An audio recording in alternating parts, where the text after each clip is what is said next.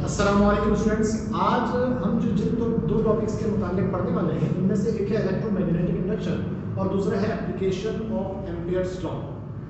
दोनों टॉपिक इंतहाई important topic हैं, खासतौर पर सिंध बोर्ड के लिए, सान के लिए, फेडरल बोर्ड में भी इसके न्यूमेरिकल्स पूछे जाते हैं। आज जो हम बात करेंगे वैसे तो प्रॉपर न्यूमेरिकल के सॉल्यूशन की बात करेंगे, लेकिन इसके शॉर्टकट्स भी इंशाल्लाह आपको अगले आने वाली वीडियोस के अंदर अवेलेबल होंगे। तो हम बढ़ते हैं जरा अपने पहले टॉपिक की तरफ। पहला टॉपिक जिसके न्यूमेरिकल आज मैं करवाना चाहूँगा आपको वो है इलेक्ट्रोमैग्नेटिक इंडक्शन।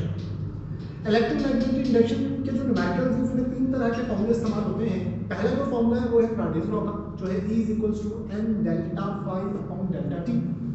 अब इसमें अगर हम E की बात करते हैं तो E जो है वो आपके पास है EMF इंड्यूस। और अगर हम बात करते हैं n की तो n से मुराद है number of turns in a coil, क्योंकि आपके पास यहाँ पर हम कॉइल का जिक्र करेंगे तो आपके पास उस कॉइल के अंदर कितने नंबर ऑफ टर्न्स हैं वो कैपिटल N बताएगा। E बताएगा कि EMF कितना इंड्यूस होगा। अब याद रखिएगा क्योंकि ये EMF है तो इसका यूनिट क्या होगा, वोल्ट। ठीक है, अच्छा अब यहाँ पर आते हैं तो ये है फ्लक्स, डेल्टा रिप्रेजेंट करता है चेंज को, तो ये आपके पास है चेंज इन फ्लक्स, और ये आपके पास टाइम है। अगर हम बात करते हैं टाइम की, टाइम का यूनिट आपके पास सेकंड होता है, और फ्लक्स से यूनिट आपके पास वेबर होता है।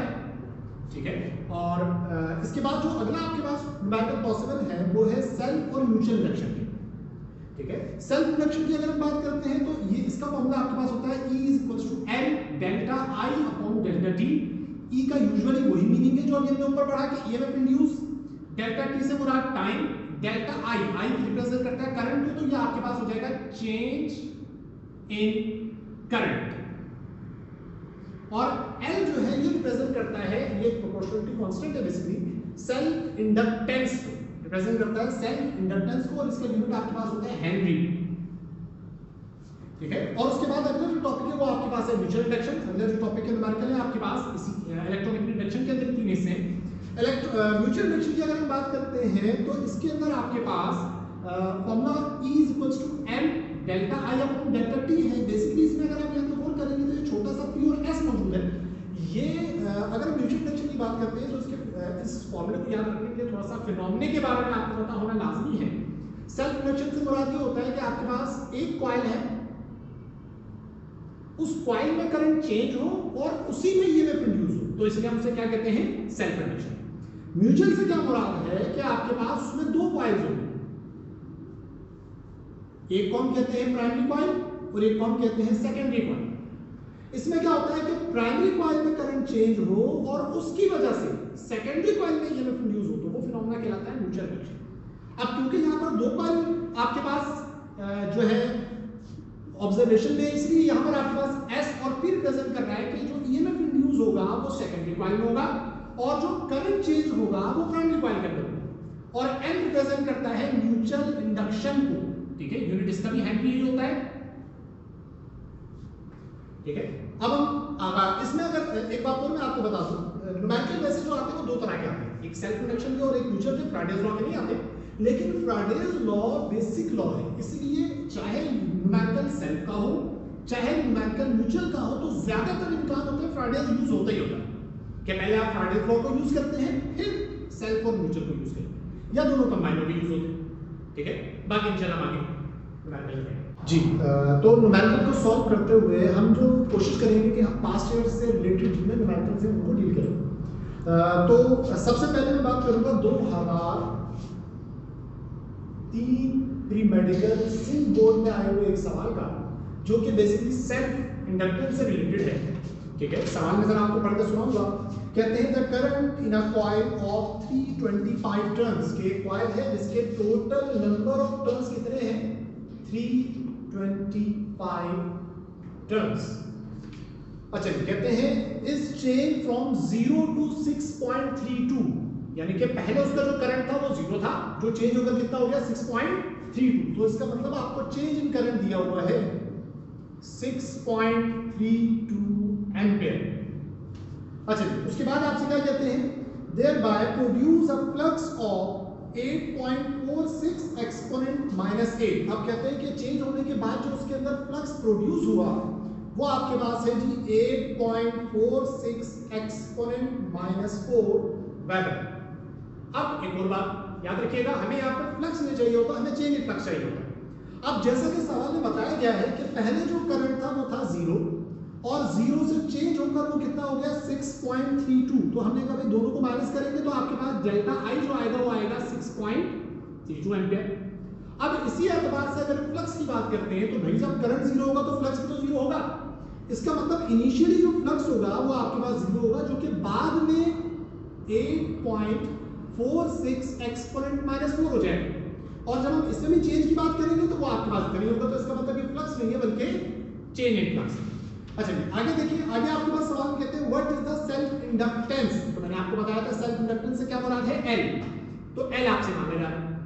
ये बहुत ही सिंपल सा इसका डेटा है, ठीक है। आपके पास रिक्वायर्ड एल है। अब आ जाते हैं सॉल्यूशन की जानिब। जी थोड़ा सा डेटा को हम रिपीट करते हैं ताकि आपको अगर कोई प्रॉब्लम है तो वो हल हो जाए। अच्छा सवाल मैं दोबारा से रिपीट कर रहा हूं, 2003 प्री मेडिकल का सवाल है। आपसे कहते हैं the current in a coil of 325 turn. क्या आपके पास एक कॉइल है जिसके अंदर टोटल नंबर ऑफ टर्न्स यानी एन कितना है 325 टर्न्स, हमने लिख दिया। उसके बाद कहते हैं is change from 0 to 6.32 ampere. क्या आपके पास उसके अंदर जो करंट था वो चेंज हुआ 0 से कितना 6.32 एम्पियर, ठीक है। अच्छा फिर उसके बाद आगे सवाल में कहते हैं thereby produce a flux of, जिसकी वजह से जो फ्लक्स पैदा हुआ यानी कि इस करंट पे जो फ्लक्स पैदा हुआ उसकी बात कर रहे हैं, जो कि आपके पास है 8.46 एक्सपोनेंट -4 वेबर। ये फ्लक्स प्रोड्यूस हुआ। अब इसका मतलब ये है कि जब 0 एम्पियर करंट था तो फ्लक्स कितना होगा 0। तो हमें चाहिए होता है change in current and change in flux. तो अगर हम चेंज इन करंट की बात करेंगे दोनों को माइनस करेंगे चेंज आ जाएगा, फ्लक्स की बात करेंगे दोनों को माइनस करेंगे फ्लक्स आ जाएगा। तो हमें चेंज इन फ्लक्स पता लग गया, चेंज इन करंट पता लग गया। और आखिर में सवाल के हिस्से में कहते हैं what is the self inductance of a coil. बताइए जो कॉइल आपके पास यहां दी गई है उसकी सेल्फ इंडक्टेंस क्या है, ये आपके पास सवाल है। अब सॉल्यूशन की तरफ जाने से पहले यहां पर मैं आपको सेल्फ इंडक्टेंस से रिलेटेड दो तरह के सवाल होंगे जो कि अभी हम करेंगे। एक सवाल वो होगा जिसके अंदर आपको टाइम दिया जाएगा, एक सवाल वो होगा जिसमें आपको टाइम दिया जाएगा, और दूसरी तरह के सवाल होंगे जिसमें टाइम गिवन नहीं होगी, जैसे कि ये जो आपके पास 2003 प्री मेडिकल का सवाल है इसमें टाइम आपको नहीं दिएगा। जब भी आमतौर पर हमेशा यूज सेल्फ इंडक्शन का आपके पास सवाल हो या म्यूचुअल का हो, सेल्फ के अंदर भी फ्राइडे लाजमी यूज होगा और म्यूचुअल में भी फ्राइडे लॉ लाजमी यूज होगा, ठीक है। तो आपके पास सबसे पहले मैं इस सवाल के अंदर फ्राइडे लॉ को यूज करूंगा। कैसे भाई, स्टार्ट करते हैं भाई। According to Faraday's law of electromagnetic induction. भाई आपके पास Faraday's law of electromagnetic induction क्या कहता है कि E बराबर होता है N delta phi upon delta T. अब इस फॉर्मूले के अंदर एक प्रॉब्लम है, हम इसे इस्तेमाल नहीं कर सकते। वजह कि हमारे पास ये दो चीजें तो गिवन है लेकिन ना ये पता है हमें ना, तो हमने इसको इक्वेशन नंबर 1 का नाम देते हैं और यहां स्टॉप करते हैं। अब इसके बाद हम क्या करेंगे, इसके बाद हम बढ़ेंगे सेल्फ इंडक्शन की जानिब।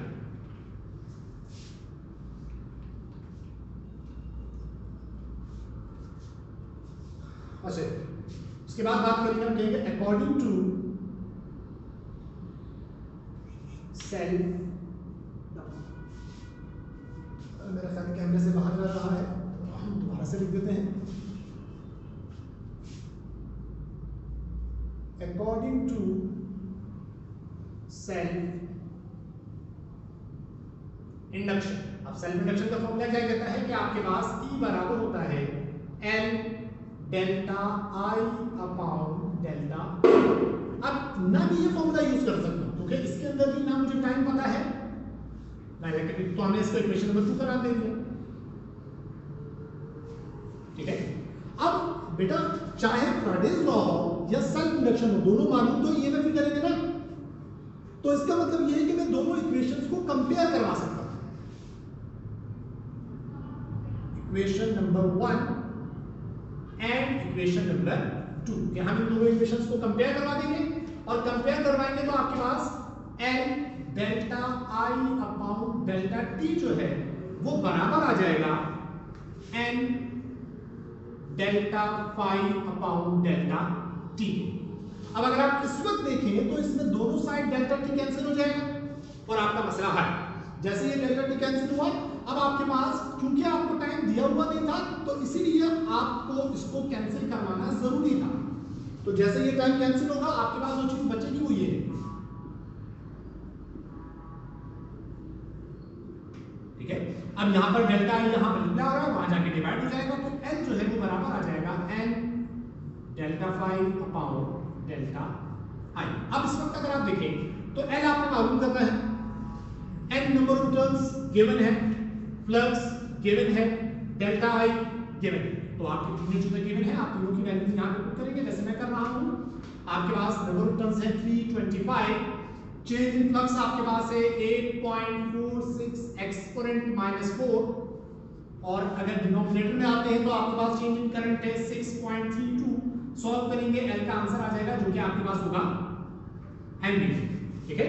अच्छा एक बार मैं रिपीट कर देता हूं कि आपके पास अगर हम बात करते हैं बेटा सेल्फ इंडक्शन से रिलेटेड, तो सेल्फ इंडक्शन के दो तरह के न्यूमेरिकल होते हैं। एक तरह के न्यूमेरिकल होते हैं जिसमें टाइम दिया जाता है और एक तरह के न्यूमेरिकल होते हैं जिसमें टाइम नहीं दिया जाता। दोनों में फ्राइडेज लॉ भी इस्तेमाल होगा और सेल्फ इंडक्शन भी इस्तेमाल होगी, ये बात भी फिक्स है। सिर्फ फर्क ये होगा कि अगर टाइम ना दिया जाए तो आप दोनों को कंपेयर करवा देंगे बिना कोई वैल्यू पुट किए। जैसे मैंने यहां पर ना फ्राइडेज लॉ में कोई वैल्यू पुट की ना सेल्फ इंडक्शन में कोई वैल्यू पुट की, बस दोनों को कंपेयर करवा दिया। कंपेयर करवाने पर जो चीज मुझे नहीं पता थी वो कैंसिल हो गई, जिसकी वजह से आपके पास मेरे लिए सेल्फ इंडक्शन का आंसर निकालना बहुत आसान, ठीक है। चलो आगे इसके बाद अगले न्यूमेरिकल की तरफ बढ़ते हैं। और हाँ एक बात बताना मैं आपको भूल गया कि ये जो 2003 प्री मेडिकल का न्यूमेरिकल है सेम इसी तरह का एक न्यूमेरिकल और है जो कि 2004 में पूछा गया, तो वो आपने खुद करना है, ठीक है जी। तो अब हम चलते हैं अपने अगले टॉपिक की जानिब जो कि है म्यूचुअल इंडक्शन। अब इसमें बच्चे बहुत ज़्यादा परेशान रहते हैं क्योंकि सबसे बुनियादी तौर पर तो वो यही नहीं पहचान पाते कि सेल्फ का सवाल है या म्यूचुअल का सवाल। हालांकि ये पहचानना इंतहाई आसान है। अगर एक कॉइल का जिक्र आया तो इसका मतलब सेल्फ का सवाल है। जैसे इससे पहले जिस भी सवाल की हमने बात की उसमें एक कॉइल का जिक्र, और अगर दो कॉइल का जिक्र आ गया तो अब ये म्यूचुअल इंडक्शन का सवाल, ठीक है। म्यूचुअल इंडक्शन को अभी मैंने आपको समझाया था, तो आपको म्यूचुअल इंडक्शन होती क्या है। म्यूचुअल इंडक्शन के अंदर बेसिकली दो कॉइल होती है जो कि करीब करीब मौजूद होती हैं, ठीक है। डिफरेंट नंबर ऑफ टर्न्स हो सकती हैं आपके पास। अब होता क्या है कि आपके पास एक कॉइल को हम कहते हैं प्राइमरी कॉइल, एक कॉइल को हम कहते हैं सेकेंडरी कॉइल। जब प्राइमरी कॉइल के अंदर चेंज इन करंट होता है तो उसकी वजह से सेकेंडरी कॉइल के अंदर कुछ ईएमएफ इंड्यूस होता है। अब क्योंकि ईएमएफ इंड्यूस सेकेंडरी में हो रहा है तो इसे हम कहते हैं ई और नीचे छोटा सा एस, ये सेकेंडरी कॉइल के अंदर। और चेंज इन करंट क्योंकि प्राइमरी में हो रहा है तो इसके नीचे छोटा सा पी है, ठीक है। तो प्राइमरी कॉइल में चेंज होने वाले करंट की वजह से सेकेंडरी कॉइल में जो ईएमएफ इंड्यूस होता है उसे हम कहते हैं, इस फिनोमेना को हम कहते हैं म्यूचुअल इंडक्शन। और इसमें m जो होता है ये आपके पास कांस्टेंट है जिसका नाम होता है म्यूचुअल इंडक्टेंस और इसका यूनिट भी आपके पास हेनरी है, ठीक है। अच्छा अब आपके पास उम्मीद है कि आपको ये क्लियर हो गई होगी बात कि किस सवाल को आप म्यूचुअल इंडक्शन के फॉर्मूले से करेंगे और किसको सेल से करेंगे। अब दूसरी कंफ्यूजन की बात करें। दूसरी कंफ्यूजन ये आती है कि किसके साथ एस और पी लगाना है और किसके साथ नहीं लगाना। जब भी आप म्यूचुअल इंडक्शन का सवाल करेंगे तो याद रखिएगा ई के साथ सेक एस और चेंज इन करंट के साथ पी लाजमी लगेगा, ठीक है। चाहे वो कोई फॉर्मूला आप इस्तेमाल कर रहे हो तब या उसके अलावा कोई, तो ये बात आपने याद रखनी, ठीक है। बाकी इसके अलावा अगर ख्याल रखेंगे तो बेहतर है वरना जरूरी नहीं है, लेकिन इनके लिए ख्याल रखना लाजमी है, इनके लिए ख्याल रखना लाजमी है, ठीक है। तो हम बढ़ते हैं अपने सवाल की जानिब। आपके पास इलेक्ट्रोमैग्नेटिक इंडक्शन के आपके पास अगर बात करते हैं दो तरह के सवाल होते हैं इसके भी। तो जो पहली तरह का सवाल है वो सिम बोर्ड का पास्ट ईयर के अंदर आया हुआ 2001 का सवाल है। 2001 में एक सवाल आया था सिम बोर्ड में, तो हम पहले उसकी बात करेंगे।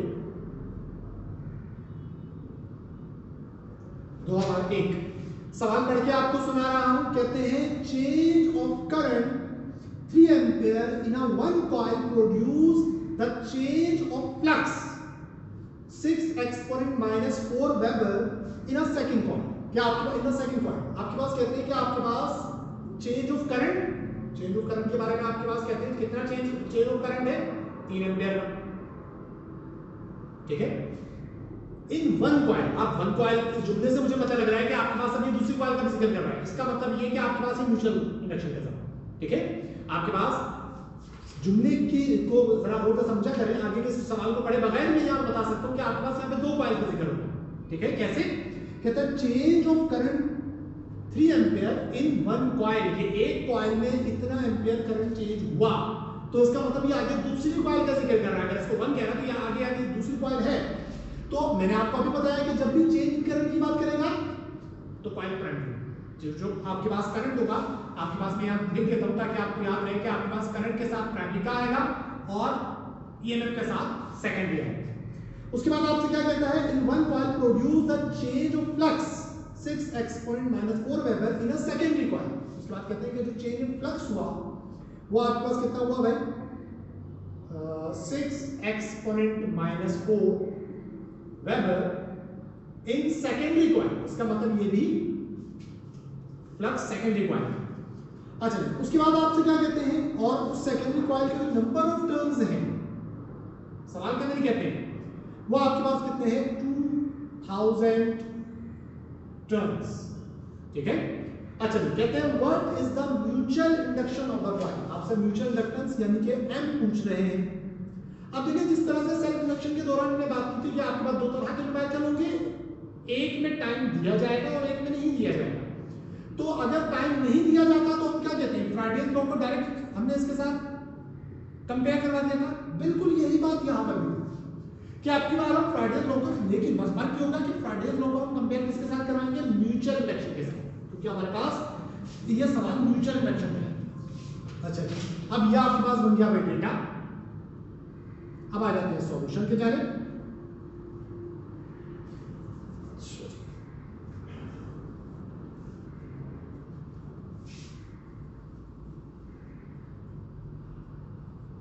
हाँ जी, आपके पास बिल्कुल तरतीब उसी तरह से होगी कि पहले हम फ्राइडेज लॉ की बात करेंगे, फिर म्यूचुअल इंडक्शन की बात करेंगे। तो पहले हम फ्राइडेज लॉ की बात करते हैं। अब यहां थोड़ा सा चेंज आएगा, फ्राइडेज लॉ सिंपली उसी तरह से नहीं लिखा जाएगा, थोड़ा सा चेंज आएगा। फ्राइडेज लॉ आपके पास नॉर्मली होता है कि E बराबर होता है n delta phi upon delta t, ठीक है। अब याद रखिएगा फ्राइडेज लॉ क्या कहता है कि आपके पास वो किसी दूसरी कॉइल की बात नहीं करता, वो कहता है एक कॉइल है जिस पर कोई फ्लक्स उस पर मौजूद है, ठीक है। कोई कॉइल है, यहाँ पर दो कॉइल्स का जिक्र तो मैं दोनों बना रहा हूँ क्योंकि ईएमएफ इंड्यूस सेकेंडरी में हो रहा है, तो मैं इसकी बात कर रहा हूँ। फ्राइडेज लॉ कहता है कि एक कॉइल है जिसमें कोई ईएमएफ इंड्यूस कब होगा कि जब उस कॉइल पर पड़ने वाला फ्लक्स चेंज होगा। इसका मतलब ये कि फ्लक्स इसी कॉइल में होना चाहिए। अब क्योंकि सेकेंडरी कॉइल है तो फ्लक्स के साथ भी क्या आ जाएगा सेकेंड, और क्योंकि सेकेंडरी कॉइल है तो नंबर ऑफ टर्न्स भी क्या हो जाएगा सेकेंड, और ईएमएफ इंड्यूस भी सेकेंडरी। ये आसान सी बात ये है कि क्योंकि हम सेकेंडरी कॉइल में ईएमएफ इंड्यूस की बात कर रहे हैं तो नंबर ऑफ टर्न भी उसी के आएंगे और फ्लक्स भी उसी का, ठीक है। ये आ गई आपके पास इक्वेशन नंबर 1। अब उसके बाद आ जाते हैं म्यूचुअल इंडक्शन के फॉर्मूले पर। According to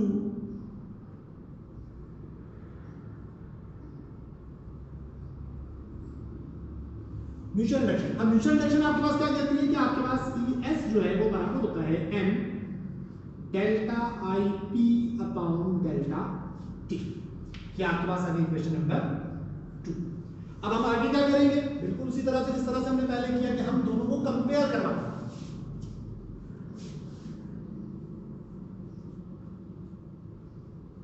comparing equation number 1 and 2। तो जब दोनों को कंपेयर करवाएंगे तो दोनों का ये भी ईएमएफ सेकेंडरी कॉइल का ये भी, तो आपके पास इसका मतलब ये कि ये दोनों चीजें हम बराबर कह सकते हैं। तो आपके पास आ जाएगा M delta IP upon delta T equal आ जाएगा N S delta phi S upon delta T. अब दोनों साइड टाइम कैंसिल हो जाएगा। जिस तरह से हमारा लास्ट टाइम मसला हल हुआ था, बिल्कुल उसी तरह से यहाँ भी मसला हल होगा, क्योंकि अब हमारे पास यहाँ पर टाइम मौजूद नहीं है जो कि हमें नहीं दिया गया। तो एन डेल्टा फाई पी बराबर आ जाएगा N S delta phi s. अब म्यूचुअल इंडक्शन हमने मालूम करनी है, इंडक्टेंस हमने मालूम करनी है, तो ये मिलता आ जाके डिवाइड, तो n जो है वो बराबर आ जाएगा N S delta phi S upon delta I p. तो n जो है वो बराबर आ जाएगा, तीनों की वैल्यूज इंसर्ट कर दीजिए, आपके पास यहाँ पर आ जाएगा 2000। चेंज इन फ्लक्स आपके पास दिया हुआ है 6 एक्सपोनेंट -4 और करंट आपके पास चेंज इन करंट आपके पास दिया हुआ है 3। सॉल्व करेंगे आपके पास n का आंसर आ जाएगा जो कि आपके पास होगा हेनरी, जो कि मैंने आपको पहले बता दिया है। ठीक है, अब आपके पास ये एक सवाल है जो कि आपके पास बहुत ही आसान सवाल है। अब आगे हम बढ़ेंगे इसके दूसरे नंबर से।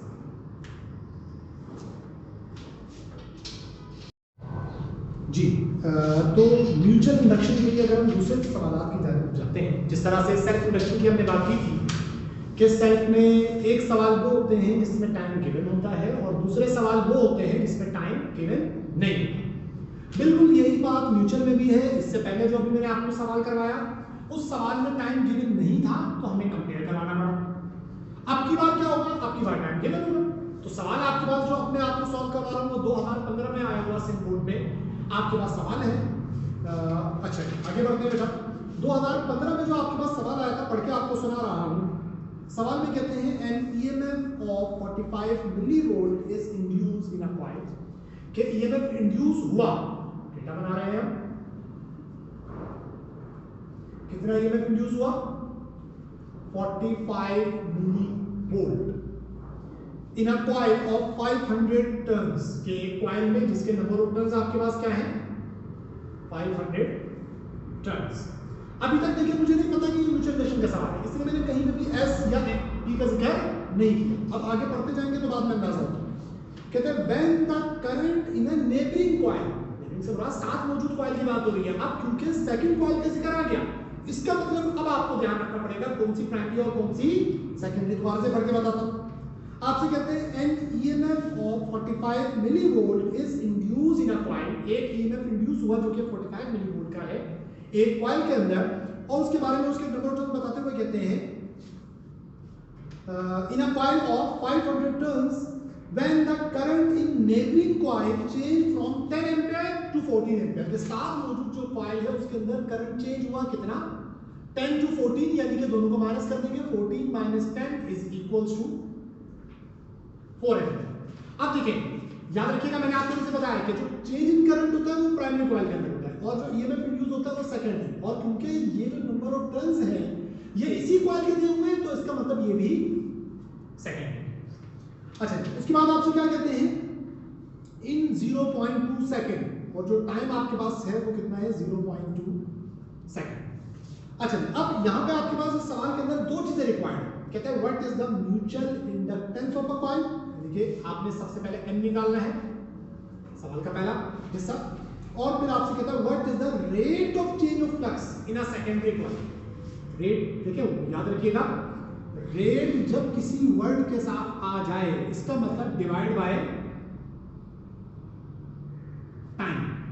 तो क्या कहता है rate of change of flux, इसका मतलब चेंज ऑफ फ्लक्स का रेट, यानी चेंज ऑफ फ्लक्स को टाइम से डिवाइड करवा दे, तो ये चीज आपसे मांगी जा रही है। ठीक है, तो जहन में रखिएगा जब भी वर्ड रेट किसी चीज के साथ आ जाए तो उसका मतलब होता है डिवाइड बाय टाइम। ठीक है, अच्छा आपके पास सवाल रिपीट कर देता हूं, उसके बाद फिर हम सॉल्यूशन की जाने जाएंगे। आपके पास सवाल में कहता है कि आपके पास एक कॉइल है जिसमें 45 मिलीवोल्ट ईएमएफ इंड्यूस हुआ और आपके पास उसके नंबर ऑफ टर्न्स आपके पास दिए हुए 500। आपसे कहते हैं कि आपके पास इस कॉइल जिसके अंदर 45 मिलीवोल्ट ईएमएफ इंड्यूस हुआ और उसके नंबर ऑफ टर्न्स 500 हैं, वो किस वजह से हुआ। कहते हैं due to the neighbouring coil, बराबर में मौजूद दूसरी कॉइल की वजह से जिसमें करंट चेंज हुआ था 14 से 10 एम्पीयर। क्या आपके पास पहले उसका 14 एम्पीयर करंट था जो कि चेंज होकर कितना हो गया था 10 एम्पीयर, तो माइनस क्या हमें पता लग गया चेंज इन करंट कितना है 4 एम्पीयर। अब क्योंकि मैंने आपको बता दिया कि ईएमएफ इंड्यूस हमेशा सेकेंडरी में होता है तो दोनों सेकेंडरी के आ गए और करंट चेंज प्राइमरी में होता है। म्यूचुअल इंडक्शन पूछ रहे हैं और सेकेंडरी कॉइल में rate of change of flux पूछ रहे हैं, इसका मतलब यहाँ पर छोटा सा एस किया, ठीक है। अब आ जाते हैं बेटा सॉल्यूशन की जाने। बहुत ही आसान सा सवाल है, आपकी बार टाइम दे दिया तो आपको कंपेयर करवाने की जरूरत नहीं पड़ी, ठीक है। बिल्कुल उसी तरह से हम पहले फ्राइडेज लॉ की बात करेंगे।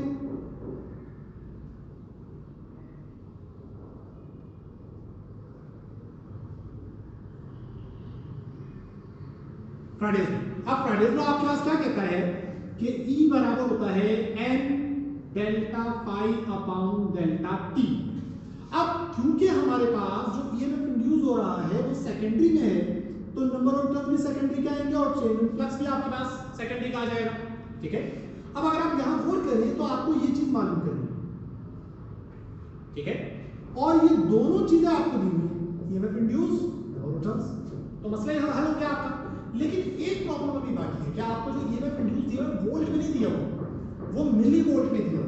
अब याद रखिएगा मिली वोल्ट को वोल्ट में कन्वर्ट करने के दो तरीकेकार हैं। एक तरीकेकार तो यूजुअल आपको सिखाया जाता है, वो क्या है, डिवाइड बाय 1000, ठीक है। लेकिन उससे आसानी होता है बेटा, याद रखिएगा मिली से मतलब ये होता है 10 की पावर -3। तो अगर कहीं पे मिली आ जाए, फॉर एग्जांपल मिलीग्राम आ गया, आपके पास लिखा हुआ है 2 मिलीग्राम, तो इसका मतलब 2 एक्सपोनेंट -3 ग्राम। मिली हटेगा तो उसकी जगह आ जाएगा x 10 की पावर माइनस, तो मैंने इस तरह से इसको कन्वर्ट कर दिया। अच्छा, अब मैं इसको यूज कर सकता हूं। अब मैंने ये चीज मालूम कर ली तो ये मल्टीप्लाई यहां जाके डिवाइड हो जाएगा। आगे चलते हैं, आपके पास delta phi S upon delta T जो है वो बराबर आ जाएगा E S upon N S. ये मल्टीप्लाई हो रहा है, यहां पर डिवाइड हो जाएगा। अब अगर आप यहां पर गौर करें तो जो रिक्वायर्ड है वो तो एक तरफ आ चुका है, दूसरी तरफ दोनों चीजें गिवन है। आपके पास यहां पर आ जाएगा 45 exponent -3 divide by number of turns आपके पास कितने हैं, 500। सॉल्व करेंगे, आपके पास rate of change of flux आ जाएगा और इसका यूनिट आपके पास होगा वेबर पर सेकंड, क्योंकि आपके पास डिनोमिनेटर में टाइम आ रहा है तो आपको नीचे यूनिट में भी सेकंड ही लिखना पड़ेगा। अच्छा, अब आपके पास आ जाते हैं हम दूसरी रिक्वायरमेंट के लिए। अब बिल्कुल उसी तरह से फ्राइडेज लॉ यूज हो गया, तो अब अगला क्या यूज होगा, म्यूचुअल इंडक्शन का आपके पास फॉर्मूला यूज होगा। आगे चलते हैं म्यूचुअल इंडक्शन क्या है। अब म्यूचुअल अगर अकॉर्डिंग टू म्यूचुअल इंडक्शन, अब म्यूचुअल इंडक्शन का फॉर्मूला है ES is equals to m delta IP upon delta T। अब अगर आप इस फॉर्मूले पर गौर करें तो इसमें मौजूद ये चीज तो आपने मालूम है, बाकी तीनों चीजें आपको पता है, जैसे चेंज करंट ये दिया हुआ है, टाइम ये दिया हुआ है, आपके पास EMF इंड्यूस ये दिया। तो आपके पास इसका मतलब बहुत आसानी के साथ सॉल्व कर सकते हैं, ये दोनों चीजें बाहर ले जाइए तो आपके पास म्यूचुअल इंडक्शन जो है वो बराबर आ जाएगा EMF in secondary coil multiply by time divide by change in current in primary coil. तीनों की वैल्यूज इंसर्ट कर दीजिएगा। ES आपके पास बराबर आ जाएगा 45 एक्सपोनेंट -3 मल्टीप्लाई बाय टाइम आपके पास यहां पर दिया हुआ है 0.2 divided by change in current in primary coil आपके पास दिया हुआ है 4। सॉल्व करेंगे, म्यूचुअल इंडक्टेंस का भी आंसर आ जाएगा जिसका यूनिट आपके पास क्या होगा, हेनरी। बहुत ही आसानी के साथ आप इसे सॉल्व कर सकते हैं, ठीक है। अब सेम बिल्कुल यही सवाल आपके पास एक बार फिर रिपीट हुआ है, जो कि आपके पास 2002 प्री इंजीनियरिंग का सवाल है और कुछ सिमिलर, कुछ मिलता जुलता एक और सवाल है जो कि आपके पास 2009 में रिपीट हुआ है। वो उसका डेटा मैं आपको बनाना सिखा दूंगा। तो आप एक काम किया करें, जैसे कोई न्यूमेरिकल कंप्लीट हो तो क्योंकि हम वीडियो बना रहे हैं तो हम इतना इंतजाम नहीं कर सकते कि आप कॉपी करें, तो आप स्क्रीन को कैप्चर कर लेंगे, ठीक है। बहुत आसानी के साथ स्क्रीन कैप्चर हो जाएगी तो आपके पास पूरा सॉल्यूशन आ जाएगा। जहां पे आपको जरूरत हो, मैं क्योंकि साइड पे हो जाता हूं जैसे सॉल्यूशन कंप्लीट होता है, तो आपके पास जैसे सॉल्यूशन कंप्लीट हो तो आप ये करें कि आप स्क्रीन को कैप्चर करें, ठीक है। तो मैं क्लिक करता हूं कि आपने स्क्रीन कैप्चर कर ली होगी, तो आपके पास मैं अगले न्यूमेरिकल की जाने बढ़ रहा हूं जिसका मैंने सिर्फ आपको डेटा बना के देना है, सॉल्यूशन आपने खुद करना है। तो इस तरह से हमारा इलेक्ट्रोमैग्नेटिक इंडक्शन का जो टॉपिक है वो कंप्लीट हो जाएगा। सॉल्यूशन इंशाल्लाह आप खुद कर लेंगे। जो सवाल आपके पास है वो 2009 का सवाल है, जो कि मैं आपको करना चाहूँ। सिमिलर सवाल, बहुत ज़्यादा फर्क नहीं है, लेकिन बाद में आपको परेशानी हो उससे बेहतर है कि मैं आपको पहले ही ये सॉल्व करवा दूँ। तो 2009 का जो सवाल है उसमें कहते हैं आप पेयर ऑफ एडजेसेंट पॉइंट, अब पेयर से मुराद जुड़ा होता है, दो कॉइल का जिक्र आ गया। अब उनके दो कॉइल का जिक्र आ चुका है, तो इसका मतलब ये हुआ कि आपके पास ये म्यूचुअल इंडक्शन का सवाल। अब पेयर ऑफ एडजेसेंट, एडजेसेंट से मुराद होता है एक साथ मौजूद आपके पास कॉइल्स हैं, हैज अ म्यूचुअल इंडक्टेंस। अब की बात म्यूचुअल इंडक्टेंस एम आपको बता दिया गया है, जो कि आपके पास से 850 मिली हेनरी। अभी हमने आपको बात बताई कि मिली हटाते हैं तो आपके पास क्या आ जाता है, एक्सपोनेंट -3, तो ये आपके पास आ गया। उसके बाद आपसे क्या कहते हैं, if the current in a primary coil change. अब आपके पास चेंज करंट उन्होंने खुद बता के कह दिया कि ये प्राइमरी कॉइल का है, इज चेंज फ्रॉम 0 to 20, यानी कि वो कहते हैं कि पहले करंट 0 था, तो क्या चेंज होकर कितना हो गया 20। अब दोनों को माइनस करेंगे तो चेंजिंग करंट कितना आएगा 20 एम्पीयर। अच्छा, उसके बाद कहते हैं इन 0.1 सेकंड, इसका मतलब टाइम भी आपको बता दिया कि कितने टाइम में चेंज हुआ, 0.1 सेकंड के अंदर। उसके बाद कहते हैं what is the change in magnetic flux, बताइए कि आपके पास मैग्नेटिक फ्लक्स में कितना चेंज आया।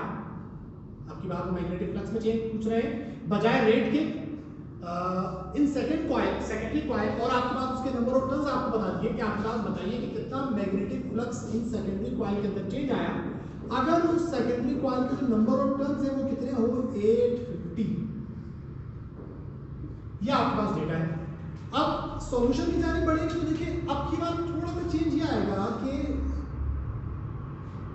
हाँ जी, तो ये जो दूसरा सवाल हम कर रहे हैं, जो कि मैंने आपको पढ़ के बताया है, 2009 का सवाल है। इस सवाल को सॉल्व करते हैं, देखिए तकरीबन हर सवाल के अंदर तरीकेकार कुछ उसी तरह का ही होता है, ठीक है। क्या पहले फ्राइडेज लॉ यूज करेंगे, फिर म्यूचुअल इंडक्शन यूज करेंगे, लेकिन आपकी बात क्योंकि टाइम गिवन है तो आपको दोनों को कंपेयर करवाने की जरूरत है। बजाय कंपेयर करने के आप क्या करेंगे, पहले एक को यूज करेंगे फिर दूसरे को यूज करेंगे। तो अब फैसला करना है कि पहले किसको फिर दूसरे को, तो उसका आसान सा तरीकेकार ये कि एक नजर देख लें, किसी फॉर्मूले के अंदर एक चीज या अननोन होनी चाहिए। अगर दो अननोन आ गए तो फिर आप उस फॉर्मूले को यूज डायरेक्टली नहीं कर सकते, ठीक है। अब जैसे अगर मैं यहाँ पर आता हूँ तो फ्राइडेज लॉ के अंदर आपके पास टोटल 4 चीजें हैं और 4 में से n नंबर ऑफ टर्न्स पता है, चेंज इन फ्लक्स मालूम करना है, बिल्कुल ठीक है, ठीक है। टाइम आपके पास आपको पता है, ठीक है। EMF इंड्यूस नहीं, इसका मतलब दो अननोन आ गए। इसका मतलब ये हुआ कि दो अननोन आ गए, इसका मतलब आप पहले फ्राइडेज लॉ को यूज नहीं कर सकते, तो आपको जाना पड़ेगा पहले म्यूचुअल इंडक्शन पर। अब म्यूचुअल इंडक्शन को भी जरा देख लेते हैं। अब अगर आप यहां देखिए तो आपका चेंज इन करंट दिया हुआ है, ठीक है। अच्छा, उसके बाद टाइम पर आ जाइएगा। टाइम की अगर हम बात करते हैं, चेंज इन टाइम दिया हुआ है, EMF इंड्यूस मालूम करना है, पहले मालूम करेंगे कैसे, और एम म्यूचुअल इंडक्शन भी आपको दिया हुआ है, ठीक है। अब इसका मतलब ये हुआ क्योंकि यहाँ पर अननोन सिर्फ एक है, तो हम पहले म्यूचुअल इंडक्शन का फॉर्मूला यूज कर सकते हैं। रिपीट कर रहा हूं बेटा आपकी बात को कि आपके पास अब तक तो हम हमेशा फ्राइडेज लॉ को पहले इस्तेमाल करते हुए आए हैं, लेकिन इस सवाल के अंदर थोड़ी सी चेंजेस आएंगे। वो चेंजेस ये कि आपके पास बजाय फ्राइडेज लॉ पहले इस्तेमाल करने के आपको म्यूचुअल यूज करना पड़ेगा। रीजन क्या है कि आपके पास अगर आप गौर करें तो फ्राइडेज लॉ के अंदर दो अननोन आ रहे हैं, दो ऐसी चीजें जो आपको नहीं पता, तो आप फ्राइडेज लॉ से कुछ भी मालूम नहीं कर सकते जब तक एक अननोन हो, ठीक है। तो इसका मतलब ये कि आपको म्यूचुअल इंडक्शन के फॉर्मूले पर जाना पड़ेगा। म्यूचुअल इंडक्शन का जो फॉर्मूला है उसके अंदर 4 में से 3 चीजें आपको पता है और एक मालूम करना है, इसका मतलब एक अननोन है ना, तो एक अननोन होने की वजह से आप इसको इस्तेमाल कर सकते हैं। तो हम बहुत आसानी के साथ इसको इस्तेमाल करेंगे। तो पहले हम क्या करेंगे, अकॉर्डिंग टू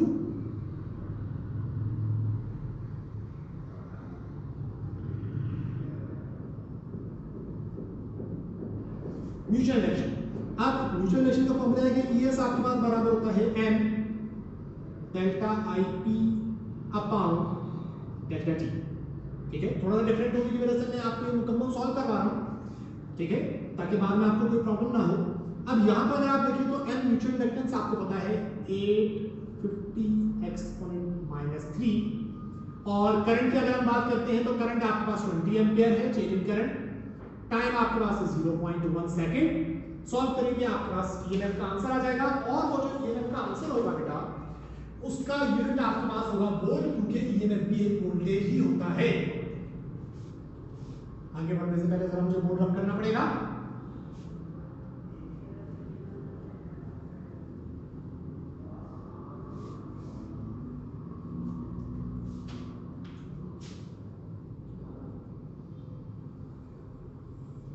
हाँ जी, आगे चलते हैं। तो आपके पास इस तरीके से ईएमएफ का आंसर आ जाएगा सेकेंडरी कॉइल के अंदर, जिसका यूनिट आपके पास क्या होगा, वोल्ट। आगे बढ़ते हैं। अब जब आप ईएमएफ निकाल चुके हैं तो अब आप जाएंगे फैराडेज लॉ पर। अब देखिए, अगर आप इस वक्त ऑब्जर्व कर लो, ईएमएफ मुझे पता लग चुका है, तो अब एक अननोन रह गया। अब क्योंकि एक अननोन रह गया है तो हम इसे इस्तेमाल कर सकते हैं। तो आप आ जाते हैं अकॉर्डिंग टू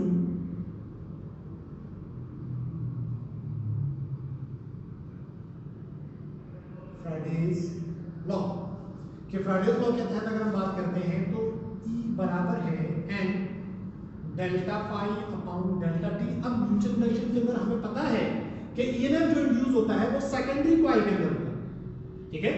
तो इसका मतलब यहाँ S, तो नंबर ऑफ टर्न भी सेकेंडरी का आएंगे और चेंज इन फ्लक्स भी सेकेंडरी का, ठीक है। अब आपके पास जो चीज आपने मालूम करनी है वो है change in flux in secondary coil. तो ये दोनों चीजें वहां चली जाएंगी।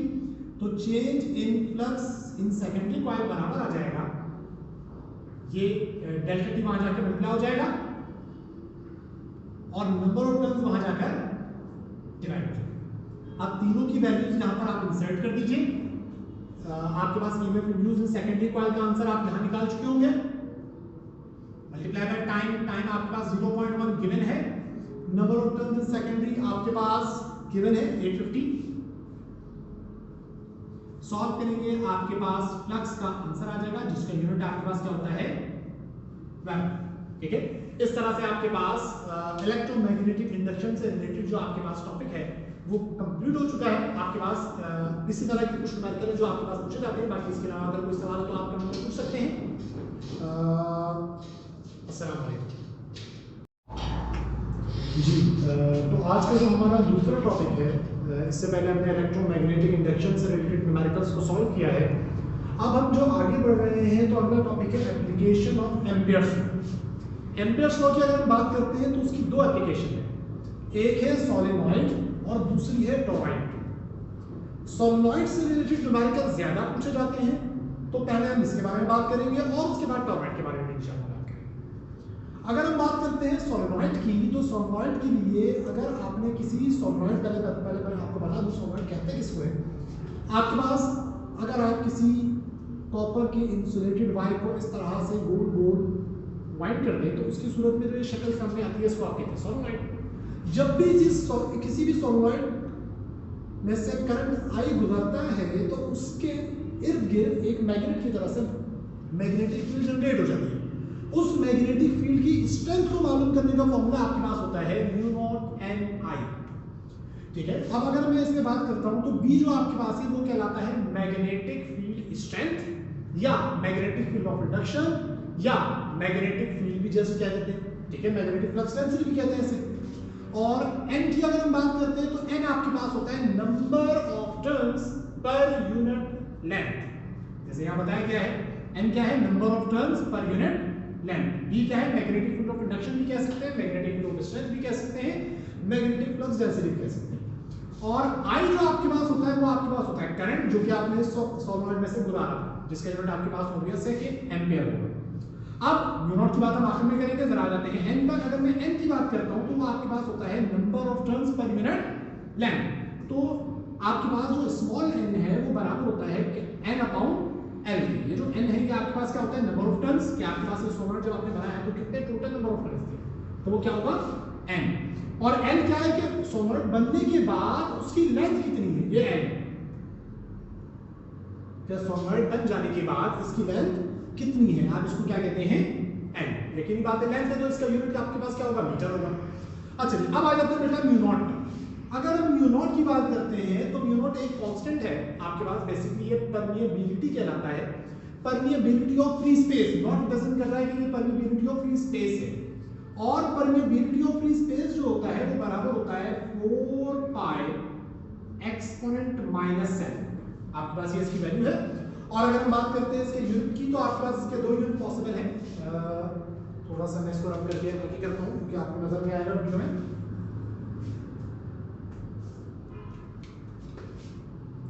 म्यू नॉट जो होता है वो आपके पास बराबर होता है 4 पाई exponent minus 7 weber per ampere metre. ये इसका यूनिट है, 1 यूनिट और है टेस्ला की फॉर्म में, लेकिन हमारे लिए ये है। अच्छा, आपके पास जब भी सवाल दिया जाता है इसकी वैल्यू दे दी जाती है, तो इसके लिए आपको ज्यादा परेशान होने की जरूरत नहीं है। अच्छा, अब आ जाते हैं बेटा सवालात पर। सवालात की अगर हम बात करते हैं तो सोमवार के जो सवालात हैं, तीन तरह के सवालात हैं जो पूछे जाते हैं आमतौर पर आपके पास पेपर्स के अंदर।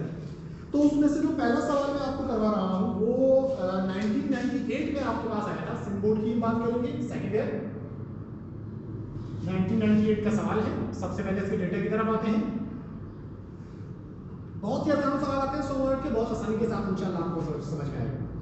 1998 में आपके पास कहते हैं a solenoid 20 centimetre long has a 3 layers of winding. आपके पास एक सोलेनॉइड है जिसकी लेंथ बताते हुए कहते हैं वो 20, लॉन्ग से बड़ा लेंथ आपके पास कितनी दी हुई है 20 सेंटीमीटर, और कहते हैं has 3 layers of winding of 300 turns. अब यहाँ पे एक कंफ्यूजन है, अगर नंबर ऑफ टर्न्स की हम बात करेंगे तो टोटल नंबर ऑफ टर्न्स इसमें 300 नहीं है। क्यों? क्योंकि उन्होंने कहा है कि इसकी टोटल 3 लेयर्स है। अब 3 लेयर से क्या मुराद है बेटा, कि आपके पास अगर मैं सोलेनॉइड बना रहा हूं तो मैंने क्या किया, मैंने पहले एक बार पूरी वायर इस तरह यहां तक पहुंचा तो ये 300 टर्न हुआ, फिर इसके ऊपर एक और लेयर मैंने 300 टर्न की, और फिर उसके ऊपर एक और, तो टोटल कितने हो जाएंगे जब आप 3 से मल्टीप्लाई करवाएंगे तो आपको पता लगेगा, यानी कि 900 टर्न्स। ठीक है जी। अच्छा, आगे चलते हैं। आगे सवाल में क्या बताते हैं, कहते हैं if a current of 3 ampere is pass through it, कि आपके पास इसमें से जो करंट गुजर रहा है वो आपके पास है 3 ampere, 3 ampere. Find the value of the magnetic field of induction. आपसे कहते हैं मैग्नेटिक फील्ड ऑफ इंडक्शन यानी कि बी की वैल्यू फाइंड करने के लिए कह रहे हैं, और आगे कांस्टेंट म्यू नॉट आपको दिया हुआ है खुद 4 पाई एक्सपोनेंट माइनस 7, ठीक है, और इसका यूनिट है वेबर पर एम्पीयर मीटर। ठीक है, ये आपके पास डेटा आपने कैलकुलेट कर लिया। दोबारा से एक बार रिपीट कर देता हूं डेटा को। क्या आपके पास सवाल के अंदर शुरुआत करते हुए कहते हैं आ सोलेनॉइड, एक सोलेनॉइड है 20 सेंटीमीटर लॉन्ग, जिसकी जो लेंथ है वो 20 सेंटीमीटर है 3 लेयर्स ऑफ वाइंडिंग। अब उन्होंने 3 लेयर कह दिया, इसका मतलब ये है कि आपके पास उन्होंने 3 बार वाइंडिंग की है। एक बार वाइंडिंग करना शुरू किया, यहां तक पहुंचे, फिर दोबारा, फिर तीसरी बार, और एक लेयर के अंदर 300 टर्न्स है, तो टोटल कितने हो जाएंगे जब 3 से मल्टीप्लाई करवाएंगे, यानी 900। अच्छा, इसके बाद आपसे कहते हैं if a current of 3 ampere is pass through it, कि अगर इसमें से जो करंट गुजारा गया है वो कितना है 3 ampere, find the value of the magnetic field of induction. बताइए मैग्नेटिक फील्ड ऑफ इंडक्शन की क्या वैल्यू है, और आगे कांस्टेंट आपको परमिटिविटी ऑफ फ्री स्पेस दे दिया गया है जो कि आपके पास है 4 पाई एक्सपोनेंट माइनस 7 वेबर पर एम्पीयर मीटर। अच्छा, अब बढ़ते हैं बेटा सॉल्यूशन की जानिब।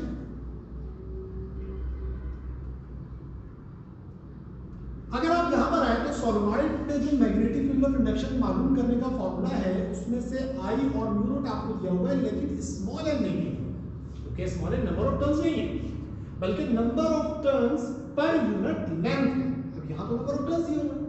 अब मैंने आपको नीचे बताया कि आपके पास जो स्मॉल एन होता है वो बराबर होता है कैपिटल एन अपॉन एल। तो इसके मुताबिक हम सबसे पहले बात करेंगे एन की, हम कहेंगे सिंस या एज यू नो दैट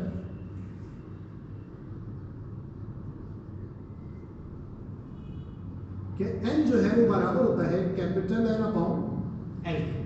अब एक प्रॉब्लम इससे पहले बात करें, वो ये कि आपके पास जो लेंथ है वो सेंटीमीटर में दी हुई है, मीटर में नहीं दी हुई, तो सेंटीमीटर को मीटर में कन्वर्ट करने के लिए आप इसको डिवाइड करवाएंगे 100 से, तो आंसर आपके पास आ जाएगा 0.2 मीटर। अच्छा, आगे आ जाते हैं आप दोबारा यहाँ पर, तो n जो है वो आपके पास बराबर आ जाएगा कैपिटल N आपके पास दिया हुआ है 900 turns divide by L, capital L length आपके पास हुई है 0.2, डिवाइड करवाएंगे आपके पास स्मॉल n का आंसर आ जाएगा, और यूनिट मैंने आपको बताया कि टर्न्स पर मीटर, ये आपके पास है। अच्छा, आगे बढ़ते हैं। अब आपके पास बहुत ही आसान सा काम रह गया। अगर आप यहाँ पर गौर करें तो मैग्नेटिक फील्ड ऑफ इंडक्शन आपको मालूम करना है, म्यू नॉट इन्होंने खुद दिया हुआ है, आई करंट की वैल्यू इन्होंने खुद दी हुई है, और एन अभी आप मालूम कर चुके हैं। तो आपने क्या करना है, जस्ट आप कहेंगे since B is equals to mu naught N I, तो B is equals to mu naught की जगह उसकी वैल्यू आ जाएगी जो कि आपके पास है 4 पाई एक्सपोनेंट माइनस 7, और n की जगह उसकी वैल्यू आ जाएगी जो आपने कैलकुलेट की, और i की जगह करंट जो कि आपके पास है v। जब आप तीनों को सॉल्व करेंगे तो फाइनली v का आंसर आ जाएगा। यूनिट आपके पास वेबर पर मीटर स्क्वायर भी लिख सकते हैं और टेस्ला भी लिख सकते हैं। इस तरह से आपके पास ये न्यूमेरिकल कंप्लीट हो। ठीक है, अच्छा अब इससे अगले न्यूमेरिकल की जानी बढ़ते हैं। इससे अगले न्यूमेरिकल की जानी बढ़ते हैं। जो अगला न्यूमेरिकल आपके पास है, पहले मैं आपको बता दूं इसी तरह के जो चंद न्यूमेरिकल और हैं जो आपने खुद करने हैं इंशाल्लाह।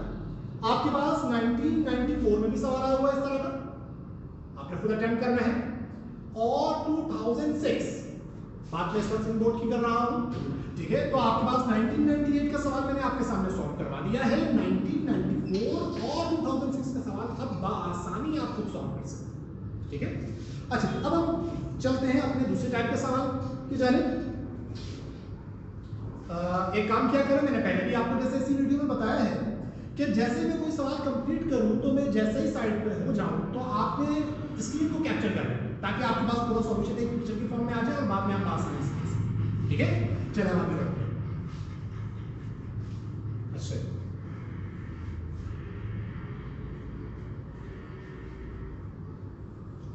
सोलेनॉइड का जो अगला सवाल है वो 2002 प्री मेडिकल का सवाल है। 2002 में प्री मेडिकल के पेपर के अंदर पूछा गया था। 2002 प्री मेडिकल के पेपर के अंदर पूछा गया था।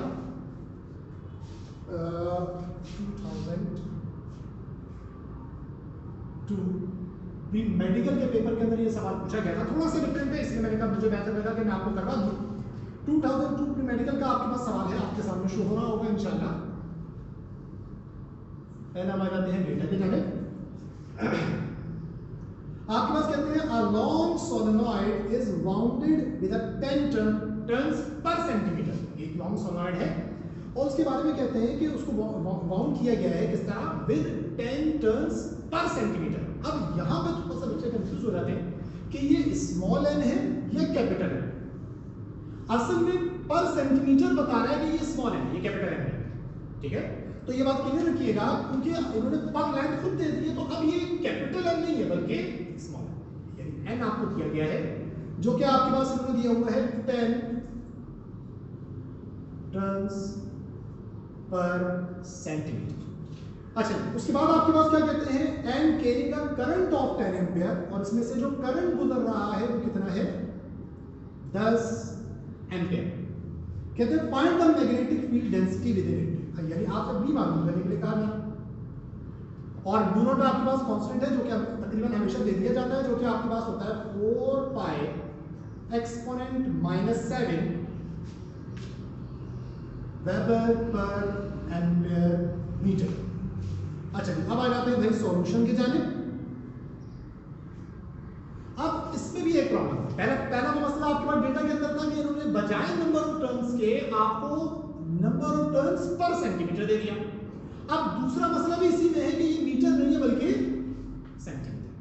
ठीक है, अब आपके पास पहला काम आपने ये करना है कि इस सेंटीमीटर का मसले को हल करना है, यानी कि n जो कि आपके पास दिया हुआ है 10 टर्न्स पर सेंटीमीटर के अंदर, इसको मीटर में कन्वर्ट करना।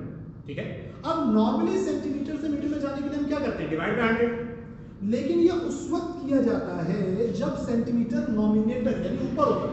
अब इस वक्त अगर आप देखें तो वो डिनोमिनेटर में, तो आपने डिवाइड बाय 100 नहीं करना बल्कि मल्टीप्लाई बाय 100 करना। आप इसको 100 से मल्टीप्लाई करवाएंगे तो ये आपके पास हो जाएगा टर्न्स पर मीटर, यानी कि n जो है वो आपके पास हो जाएगा 1000 टर्न्स पर मीटर। बस इसके अंदर सबसे मुश्किल बात यही थी, आगे का काम बहुत ही आसान है।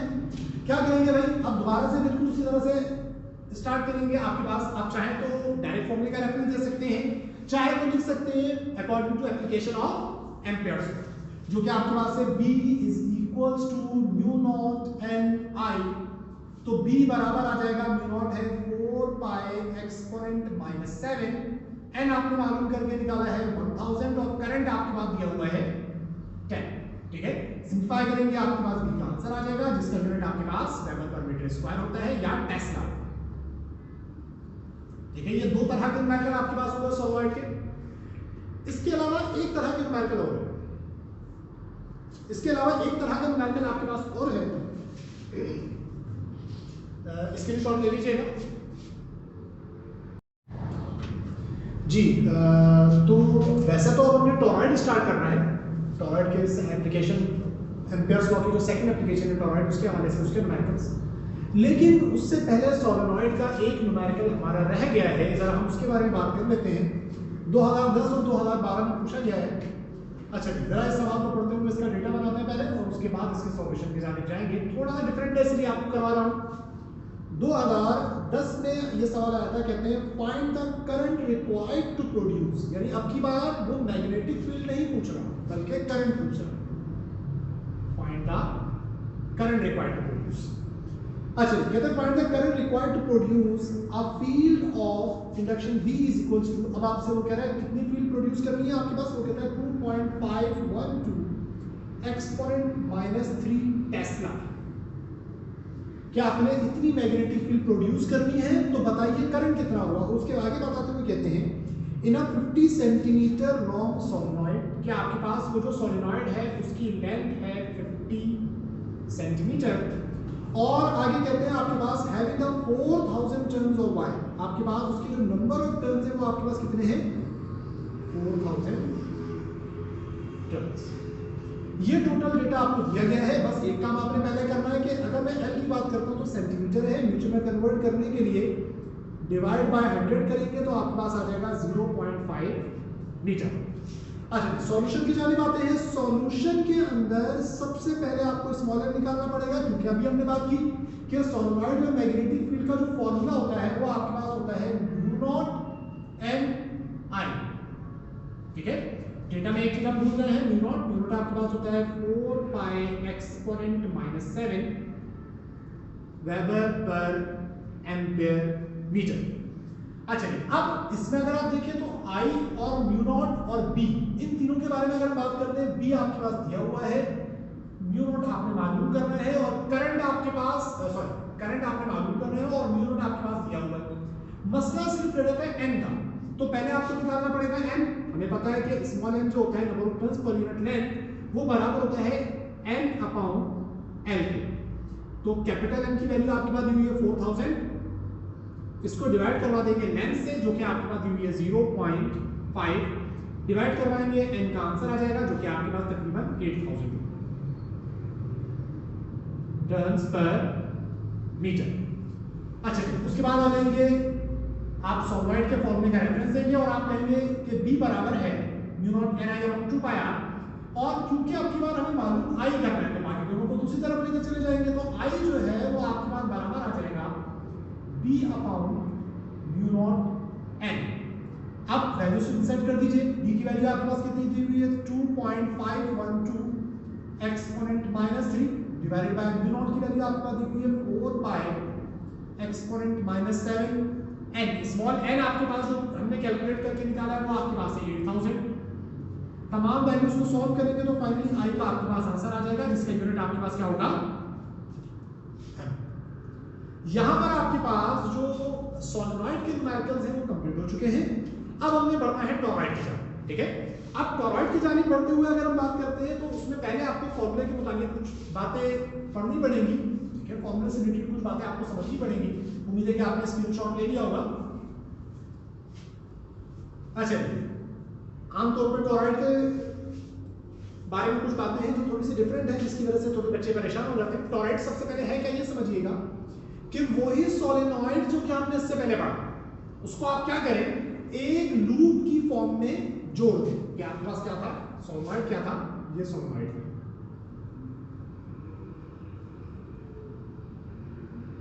ठीक है, अब टॉरॉइड क्या होगा,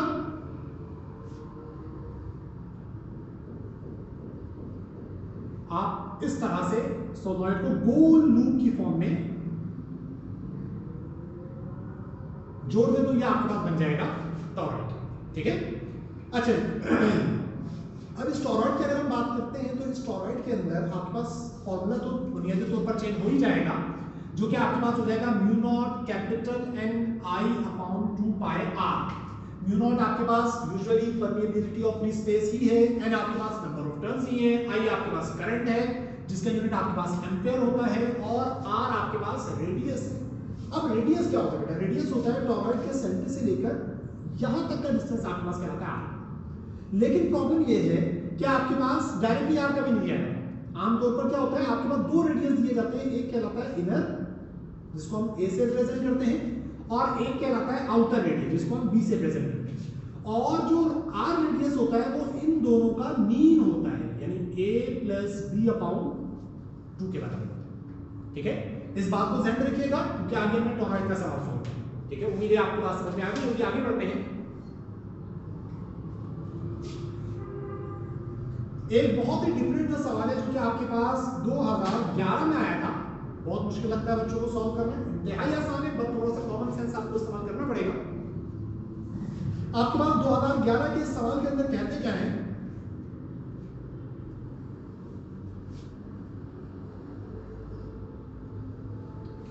अच्छा सवाल में आपसे कहते हैं inner and outer diameter of torrid is 22 centimetre and 26 centimetre. अब यहाँ पे प्रॉब्लम ये है कि हमने अभी बात की इनर और आउटर रेडियस की, जबकि दे डायमीटर दिया गया है, तो भाई इसमें परेशानी वाली क्या बात है। आपको पता है रेडियस जो होता है वो आपके पास d/2 यानी डायमीटर को 2 से डिवाइड करवा देते हैं, रेडियस आ जाता है।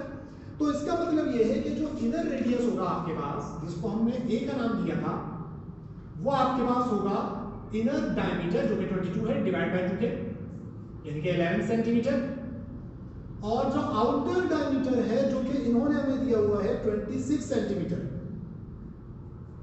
जी, आउटर डायमीटर जो कि हमें दिया गया है 26 सेंटीमीटर, इसको 2 से डिवाइड करवाएंगे तो रेडियस में कन्वर्ट हो जाएगा यानी कि 13 सेंटीमीटर। ठीक है, अच्छा उसके बाद आगे बढ़ते हैं। तो आगे आपके पास क्या कहते हैं, कहते हैं if a current of 5 ampere is pass, कि आपके पास अगर उसमें से जो करंट गुजर रहा है वो कितना है 5 ampere, which produce the 0.025 Tesla flux density. अब की बार उन्होंने बी को फ्लक्स डेंसिटी कहकर कह दिया, अलबत्ता बी की वैल्यू आपको दी हुई है 0.025 टेस्ला। अच्छा इनसाइड को find the approximate length of the wire, आपसे लेंथ ऑफ द वायर मांग रहे हैं। ठीक है, आपके पास अब की बार ये थोड़ी सी बात चेंज है, यहाँ पे एल मांग रहे हैं, लेकिन यहाँ पे एल से मुराद वो सोलनॉइड वाला एल नहीं, यहाँ पे थोड़ी सी बात अलग है, इसकी बात मैं एंड में करूँगा। तो पहले बाकी बात करते हैं फिर इसकी तरफ लेंगे। ठीक है, और आपके पास आखिर में म्यू नॉट आपको दे दिया है। म्यू नॉट आपके पास क्या है जी 4 पाई एक्सपोनेंट -7 वेबर पर एम्पीयर मीटर। क्या आपके पास डेटा कंप्लीट हो गया? रिपीट कर देता हूँ बेटा डेटा को। आपके पास शुरुआत में ये कहते हैं कि inner and outer diameter of torrid, एक इनर और आउटर डायमीटर जो टॉरॉइड का है वो आपके पास है 22 सेंटीमीटर और 26 सेंटीमीटर। अब मसला ये कि हमें इनर आउटर डायमीटर नहीं चाहिए होता, हमें चाहिए होता है रेडियस। तो हमने डायमीटर को 2 से डिवाइड करवाया, इनर रेडियस आ गया, आउटर डायमीटर को 2 से डिवाइड करवाया, आउटर रेडियस। और फिर आपके पास अगले हिस्से में कहते हैं if a current of 5 ampere is pass, कि अगर उसमें से जो करंट गुजर रहा हो वो 5 एम्पीयर था, तो कहते हैं which produce 0.025 टेस्ला फ्लक्स, उसने कितना फ्लक्स पैदा किया 0.0 फ्लक्स डेंसिटी पैदा की 0.025। अब कहते हैं find the approximate length of the wire, wire की लेंथ बताइए।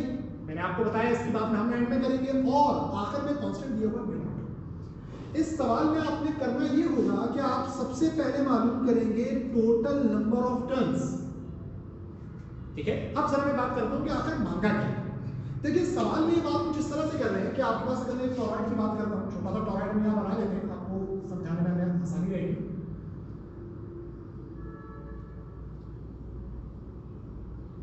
भाई ये एक वायर है जो इस तरह से कॉइल की फॉर्म में मैंने टॉरॉइड बनाया है। अब की बार वो जो लेंथ मांग रहे हैं वो लेंथ मांग रहे हैं, बताइए कितनी वायर चाहिए होगी इसको बनाने के लिए, कितनी वायर चाहिए होगी इसको बनाने के लिए। अब इसके दो स्टेप्स, दो बुनियादी बातें जो दो हिस्से समझने के एतबार से। पहला हिस्सा ये कि मुझे ये तो पता लगे इस टॉरॉइड में नंबर ऑफ टर्न्स कितने होंगे, फिर मैं अगले हिस्से पे जाऊंगा कि मुझे पता लगेगा कि मुझे कितनी वायर चाहिए होगी इसको बनाने के लिए। ये जो लेंथ बेसिकली है उस वायर की लेंथ बात है जो टॉरॉइड बनाने के लिए रिक्वायर्ड है। ठीक है, तो इस सवाल के पहले हिस्से में हम बात करेंगे कि कितने टर्न्स आएंगे, फिर अगले हिस्से में बात करेंगे कि एक टर्न के लिए कितनी वायर है। मैं रिपीट कर रहा हूं, मिसाल के तौर पर मेरे पास टॉरॉइड में 10 टर्न है। ठीक है, मुझे पता लगा कि टॉरॉइड के अंदर टोटल नंबर ऑफ टर्न्स कितने आएंगे 10। और फिर पता लगा कि एक टर्न के लिए जो वायर है वो आपके पास मुझे चाहिए 0.2 मीटर, तो क्या करेंगे, सिंपल मल्टीप्लाई करवा देंगे, आंसर आ जाएगा। हम इसी सेंस पर इसको सॉल्व करेंगे। तो पहले हमें क्या मालूम करना है, number of turns n, capital N। अच्छा, अब आ जाते हैं जरा इस फॉर्मूले पर। अगर आप यहां देखें इस फॉर्मूले के मुताबिक तो हमें r नहीं पता, n हमें मालूम करना है, करंट दिया हुआ है, कांस्टेंट है दिया हुआ है, पाई कांस्टेंट होता है, 2 वैसे कांस्टेंट, तो r का सिर्फ प्रॉब्लम रह जाता है। तो हम सबसे पहले निकालेंगे r आपके पास जो है वो बराबर होगा a प्लस b अपॉन 2 के। तो r जो है वो बराबर आ जाएगा आपके पास 11 प्लस 13 डिवाइड बाय 2। r आपके पास बराबर आ जाएगा, सॉल्व करेंगे तो आपके पास ये आ जाएगा तकरीबन 12 सेंटीमीटर, ठीक है। अच्छा, अब सेंटीमीटर को मीटर में कन्वर्ट करना पड़ेगा, तो मैंने आपको बताया डिवाइड बाय 100 करेंगे तो आपके पास आएगा 0.12 मीटर। आपके पास r आ गया। अब हम आगे बढ़ते हैं बेटा n की जानिब। तो हमने कहा since b is equals to mu naught n I upon 2 pi r, n मालूम करना है, बाकी सब दूसरी तरफ चला जाएगा। तो n जो है वो बराबर आ जाएगा b multiply by 2 pi r divided by mu naught I। अब बाकी जो वैल्यूज मुझे पता है मैं उसे इंसर्ट कर देता हूं। तो b की वैल्यू आपके पास दी हुई है सवाल के अंदर, जो कि आपके पास है 0.025 मल्टीप्लाई बाय 2, पाई की वैल्यू होती है 3.14, r हमने मालूम किया जो कि आपके पास है 0.12 डिवाइडेड बाय म्यू नॉट आपके पास होता है 4 पाई एक्सपोनेंट -7 और फाइनली करंट I आपके पास जो कि दिया हुआ है 5। सॉल्व करेंगे आपके पास n का कोई ना कोई आंसर आ जाएगा, 3000 टर्न, 6000 टर्न, समथिंग इस तरह। अब अगला जो इसका हिस्सा है वो थोड़ा सा डिफिकल्ट है। अगर मैं अगले हिस्से की तरफ जाता हूं उसको समझना थोड़ा सा आपको हाजिर दिमाग से काम लेना पड़ेगा। अगले हिस्से में क्या है, देखिए नंबर ऑफ टर्न्स मेरे पास आ गया। मैंने अभी आपसे ये बात की कि अगर मुझे पता लग गया, मैं दोबारा से अपनी बात को रिपीट कर रहा हूं कि टॉरॉइड बनाने के लिए मुझे चाहिए 10 टर्न्स। टॉरॉइड बनाने के लिए मुझे कितने टर्न्स चाहिए, 10। अब 10 में से मुझे अगले हिस्से में ये मतलब 10 टर्न के बाद मुझे ये पता लगाना पड़ेगा कि एक टर्न के लिए कितनी वायर चाहिए। अगर एक टर्न के लिए मुझे चाहिए 0.2, तो जब मैं मल्टीप्लाई बाय 10 करूंगा तो मुझे टोटल लेंथ मिल जाएगी। इसका मतलब टोटल लेंथ जो होती है वो बराबर होती है number of turns multiply by length for a loop, length required for a loop. अब एक लूप की जो लेंथ होती है बेटा, इस वक्त ये लूप है, ये वाला लूप है, ये वाला जो लूप है ये इस लूप की बात कर रहा है, ठीक है, ये वाला लूप है। अगर मैं इस लूप की बात करता हूं तो इस लूप की जो याद रखिएगा, किसी भी सर्कुलर लूप की जो लेंथ होती है वो कहलाती है सर्कमफेरेंस, जिसका फॉर्मूला आपके पास होता है 2 पाई और उसका रेडियस और उस चीज का रेडियस। अब इसका मतलब ये है कि यहां पर आपके पास जो टोटल लेंथ है वो आपके पास बराबर होगी, टोटल लेंथ है वो आपके पास बराबर होगी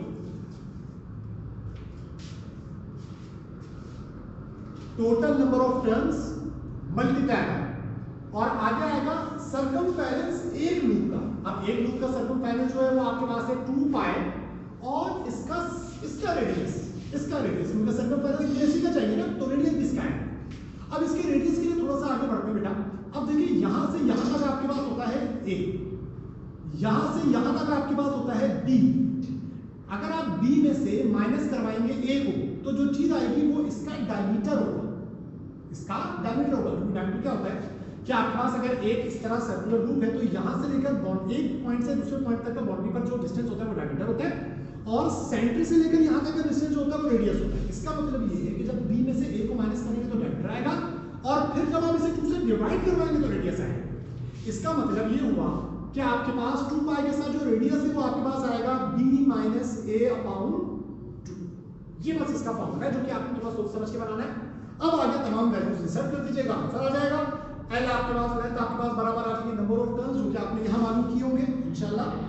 अच्छा उसके बाद आगे चलते हैं तो यहां पर आपके पास 2 पाई की वैल्यू आपके पास होती है 3.14 और b माइनस a अपॉन 2 करेंगे तो आपके पास अब इसमें जहन में सवाल आता है कि सेंटीमीटर में इंसर्ट करें या मीटर में करें। बेटा सेंटीमीटर में इंसर्ट करेंगे तो जो लेंथ का आंसर आएगा वो सेंटीमीटर में होगा, मीटर में इंसर्ट करेंगे तो लेंथ का जो आंसर आएगा वो मीटर में। तो आप हम सेंटीमीटर में इंसर्ट कर देते हैं 13 माइनस 11 अपॉन 2, सॉल्व करेंगे फाइनली आपके पास लेंथ का आंसर आएगा जो कि सेंटीमीटर में होगा। चाहे तो मीटर में कन्वर्ट कर दे वरना आप इसको भी आंसर कैसे। यहां पर आज की क्लास हम खत्म करते हैं, बाकी इंशाल्लाह फिर मिलेंगे। अस्सलाम वालेकुम।